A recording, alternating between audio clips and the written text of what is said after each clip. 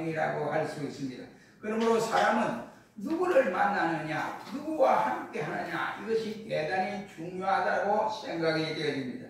누구를 위해 누구와 더불어 따르고 누구와 더불어 믿느냐 하는 것이 한 인간의 행복과 불행을 결정짓는 중요한 내용이 되기 때문에 그러한 것입니다. 사람을 잘못 만난 탓으로 사업에 실패한 사람도 있고, 사람을 잘못 만난 탓으로 직장 생활에 실패를 하는 사람도 적지 않아 많이 있습니다. 일반 사회생활에 순탄하지 못한 사람들도 없지 않아 있다고 하는 사실입니다. 신앙생활의 경우는 더더욱 그러하다고 생각을 합니다. 누구를 믿느냐에 따라서 생과 사가 달라질 수 있다는 내용이 되겠습니다.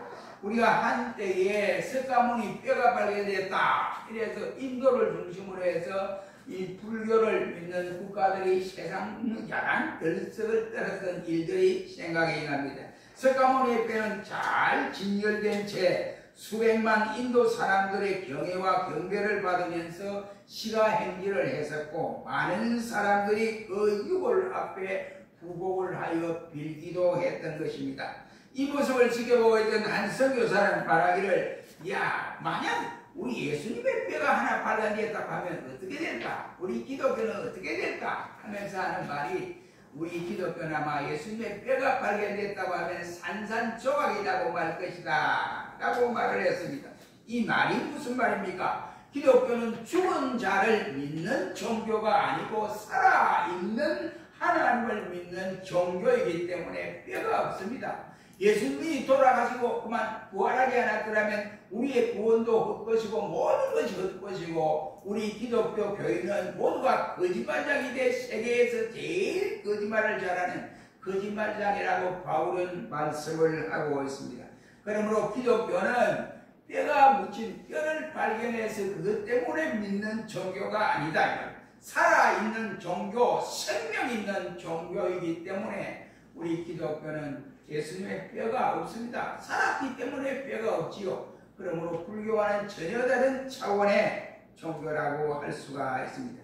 기독교는 죽은 자를 믿는 종교가 아닙니다. 그래서 기독교는 살아계신 하나님을 믿는 종교요, 2000년 동안에 뼈를 차지할 수 없었던 부활하신 예수님을 믿는 종교이기 때문에 그러한 것입니다. 우리가 예수님을 믿는다고 하는 것은 다른 말로 표현하면 예수님을 따라간다는 말이요, 예수님을 따라간다는 이 말은 다른 말로 표현하면 예수님의 말씀을 따라간다 라는 말이 되겠습니다. 다시 말하면 예수님을 따라가는 사람은 예수님 말씀대로 사는 사람이다, 이런 말이 되겠습니다. 오늘 본문의 시편 기자는 청년이 어떻게 깨끗이 할까라고 말씀을 하며, 청년이 무엇으로 자기를 깨끗게 하오리까? 주의 말씀을 따라 나아갈 것이다 라고 그는 고백을 하고 있습니다.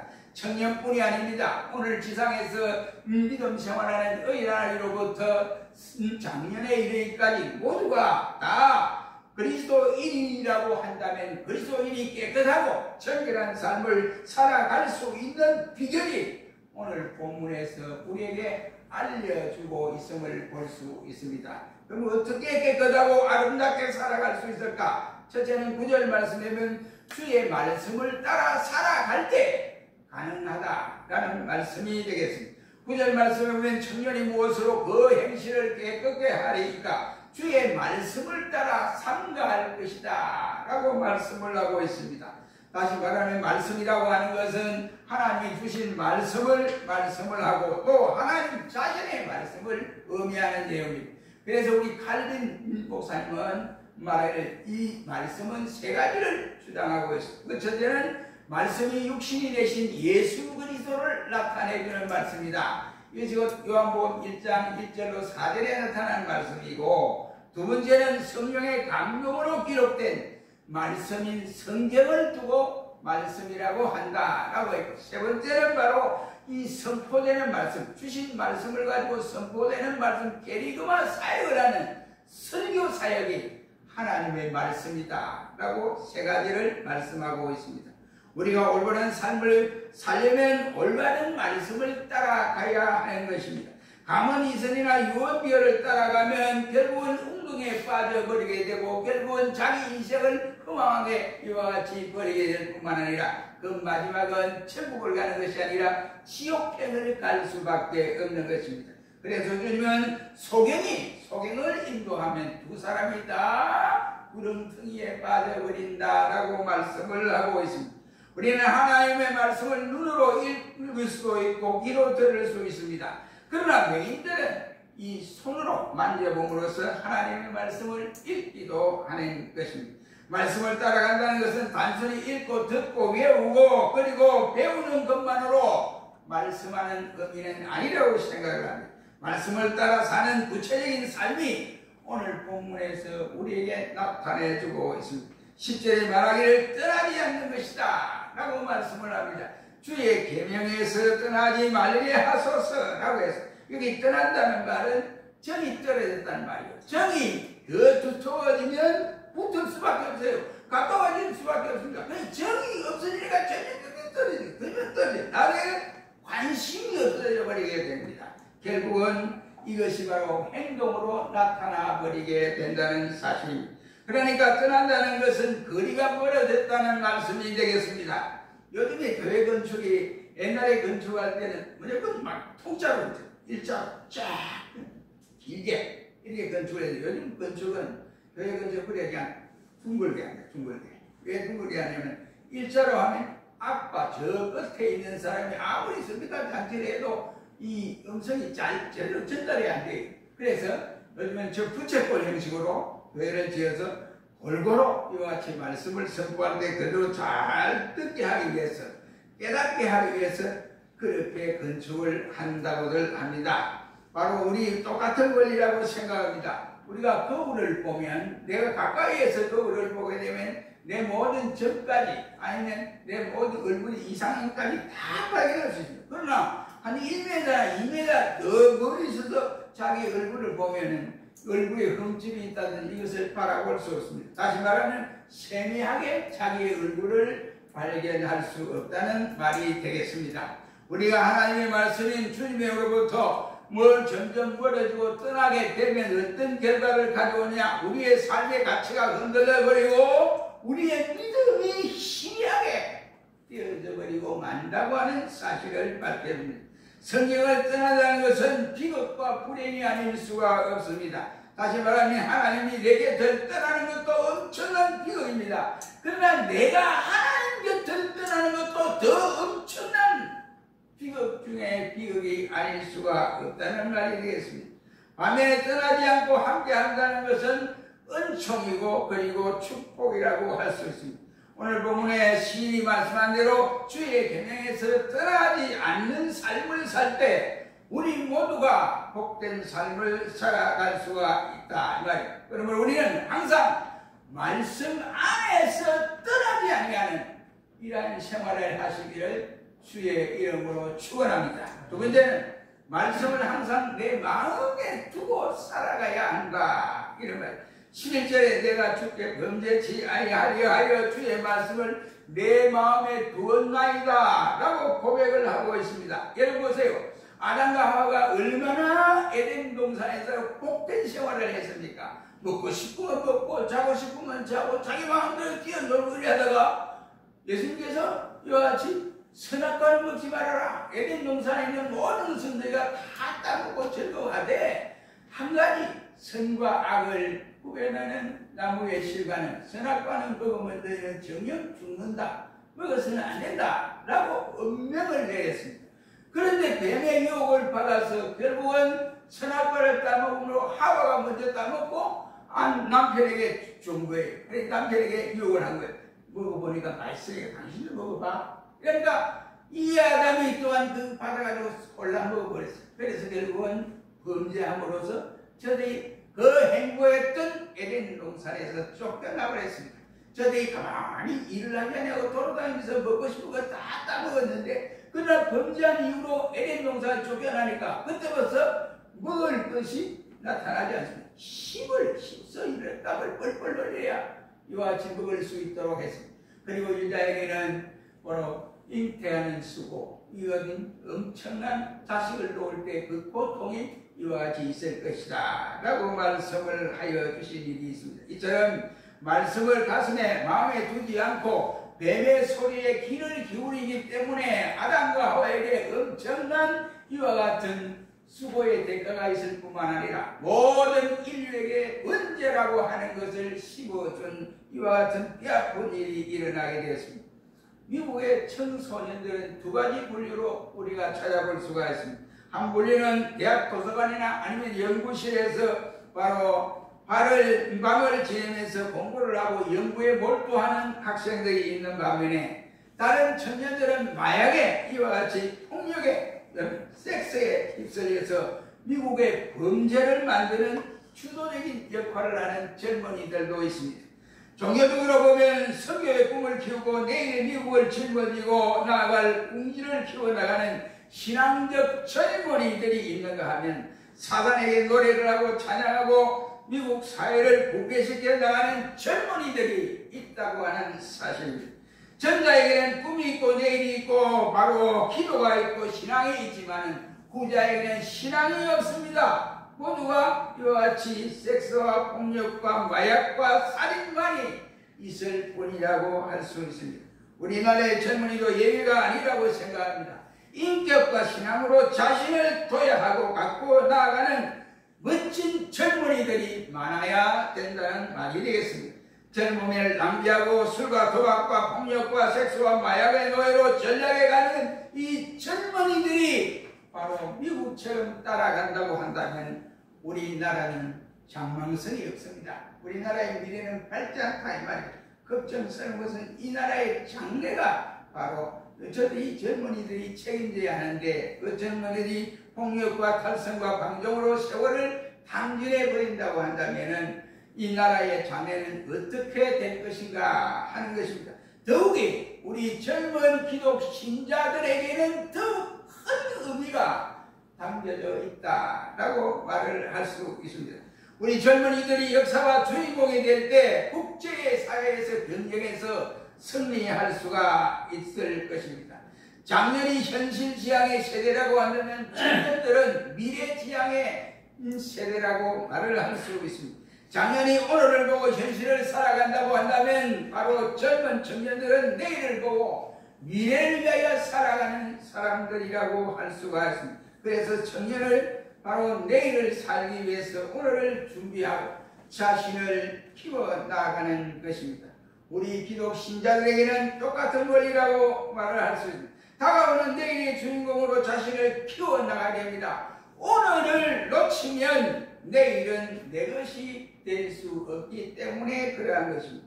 부모의 말씀을 늘 마음에 두고 그 가르침을 따르는 자식은 효자일 뿐만 아니라 올바른 인간이 될 수가 있습니다. 그러나 청개구리처럼 부모의 가르침을 마음에 두지 않는 자식은 한평생 후회를 하게 만들어버리게 되는 것입니다.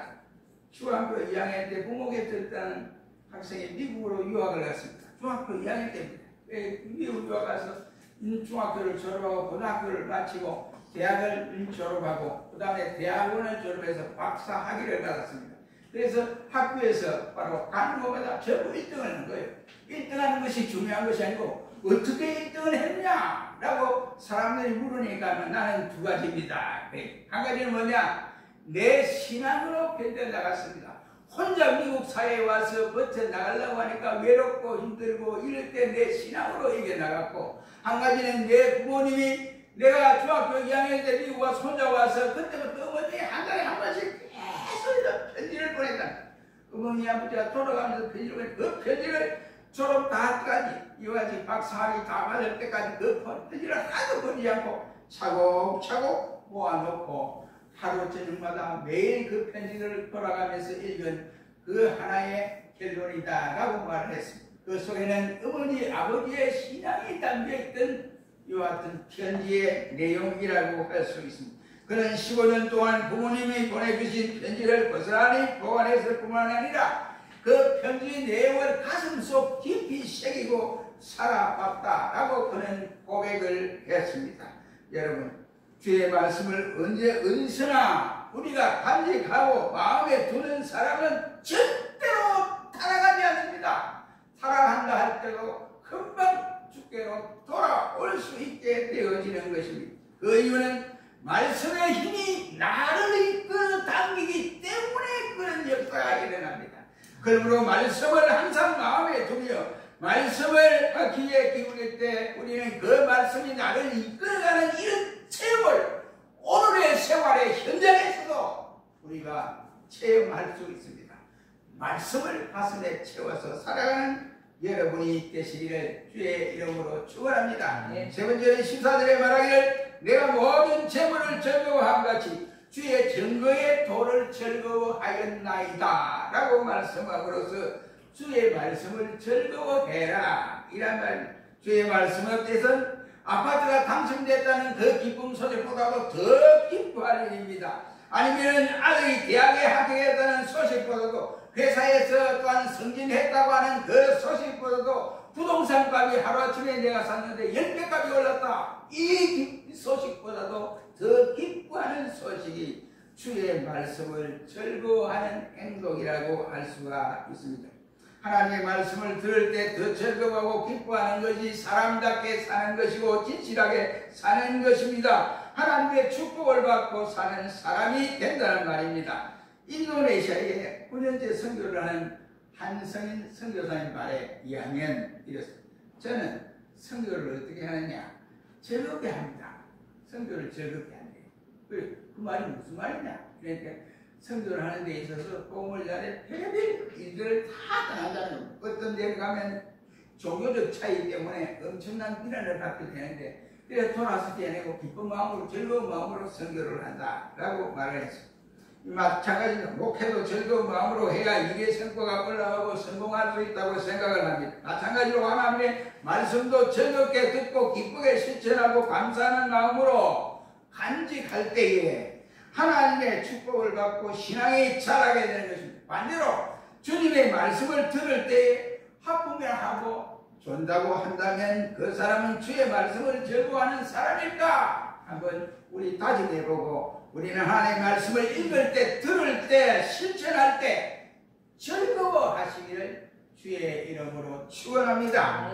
그 다음 네 번째는 15절에 묵상하며 주의하며 라고 말했고 16절에는 잊지 아니하리이다 라고 말씀함으로써 주의 말씀을 듣고 가슴에 새기고 잊어버리지 말아라 이란 말. 묵상한다, 주의한다, 잊지 않는다는 말은 한마디로 말하면 오래오래도록 간직한다 이라는 뜻이 내포되어 있습니다.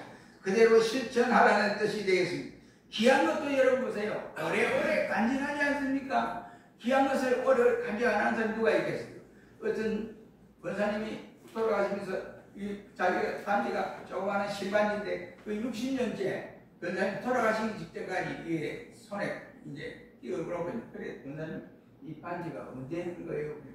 우리가 결혼할 때 내 남편이 내게 준 실반지예요 이러더랍니다. 그래서 남편이 좋기 때문에 귀한 거니까 내가 죽을 때까지 이 손에 끼고 있다 라고 말을 했다고 합니다. 반지가 왜 귀합니까? 남편에게 준 결혼 선물로 받았기 때문에 귀하다는 말이 되겠습니다. 우리 하나님의 말씀을 잊을 수가 없습니다. 말씀을 잊는다고 하는 것은 곧 나의 신앙이 중지된다는 말이 되겠습니다. 다시 말하면 주님을 잊어버리기 때문에 그렇다는 말입니다. 그래서 이 시간에 우리 자신을 되돌아보면서 나는 여호와 주신 말씀을 잊어버린 때는 없었느냐 하고 생각해 보면서 여호와께서 주시는 말씀을 잊고 살아가는 성도가 한 사람도 없기를 주의 이름으로 축원합니다. 도저히 성실하게 살아가는 방법은 10절 말씀에서 말하기를 진심으로 주를 찾을 때 가능하다라고 말씀을 합니다. 10절에 말하기를 내가 전심으로 주를 찾아사오니 해서 여기 진심은 뭐냐? 이 하나만 주님께 드리는 게 아니라 손 하나만 드리게 전 인격을 주님 앞에 드리는 내용입니다. 나의 생명이나 사상이나 언어나 아니면 육체나 손과 발, 눈, 코, 귀, 입 모두가 나의 삶 전체로 주를 찾아야 된다는 말이 되겠습니다. 많은 젊은이들이 결혼을 하고 있습니다만 가장 행복한 결혼은 전인격적인 결혼을 할 때 가능하다라고 생각합니다. 환경만 맞아도 안 되고 뜻만 맞아도 되는 것이 아니고 또한 이상만 맞아도 안 됩니다.